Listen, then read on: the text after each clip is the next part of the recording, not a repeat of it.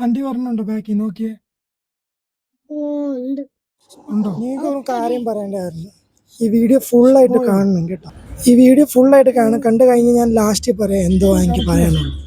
വീഡിയോക്ക് ഇത്ര ക്ലിയറിറ്റി ഇല്ല, പക്ഷേ നോക്കൂ, ടിൻഡപ്പനെ വണ്ടി ഓടിക്കാൻ ഇഷ്ടമാണ്. ഞാൻ അവനെ ഫസ്റ്റ് ഡയറക്ഷനേ കൊടുക്കുന്നുള്ളൂ, പക്ഷെ അവനെല്ലാം അതിന് ഇങ്ങോട്ടും അങ്ങോട്ടും തിരിക്കും. ഇത് നോക്കണേ, ലാസ്റ്റ് ഞാൻ പറയാം എന്തോ. ഈ വീഡിയോ ഒരു എക്സാമ്പിൾ ആയിട്ട് മാറും കേട്ടോ. അവൻ നോക്കണേ, അവന് ഞാൻ പറയാതെ ഞാൻ മാത്രം ഒന്നും ഡയറക്ഷൻ അവനോട് കൊടുക്കുന്നത്. പക്ഷെ അത് ഒരു റൈറ്റും ലെഫ്റ്റും ഞാൻ പറയുമ്പോൾ അവൻ ഫുൾ 100% അവൻ്റെ കൊടുക്കുന്നത്. ഞാൻ പറയുന്നില്ല, ഞാൻ പറഞ്ഞില്ല അവനോട് നീ പഠിക്കടാ എന്ന് പറഞ്ഞു.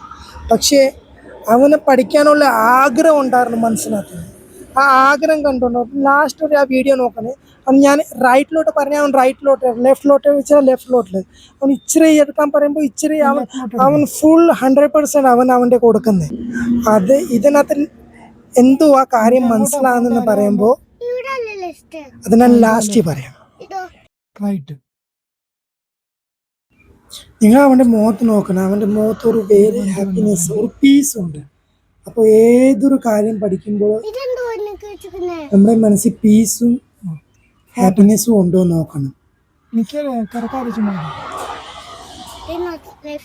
അതെല്ലാം പോട്ടെ, പഠിക്കാനുള്ള മനസ്സ് വേണം. അതുണ്ടെങ്കിലേ ഉള്ളൂ ഏതൊരു കാര്യം നമുക്ക് ചെയ്യാനും. ഇപ്പം ഞാൻ ഈ വീഡിയോ ചെയ്യാൻ തുടങ്ങിയിട്ട് ഇപ്പം എൻ്റെ ചാനലിൽ ഇപ്പം 30 to 35 വീഡിയോസ് ഉണ്ട്. ആ വീഡിയോസ് ഓരോരോ വീഡിയോ ചെയ്യുമ്പോൾ പഠിക്കാൻ എന്തോ ചെയ്താൽ എങ്ങനെയാ ചെയ്യാൻ പറ്റുന്നത്. എഡിറ്റിംഗ് ആയാലും ഒത്തിരി ലെഫ്റ്റ് വേണ്ട, ഇച്ചിരി റൈറ്റിലോട്ട് എടുക്കുക. മതി, ഒത്തിരി റൈറ്റ് എടുക്കല്ലേ, ലെഫ്റ്റ് ഇച്ചിരി ലെഫ്റ്റ് മതി, റൈറ്റ് ഇച്ചിരി എടുക്കല്ല. ഇച്ചിരം കൂടെ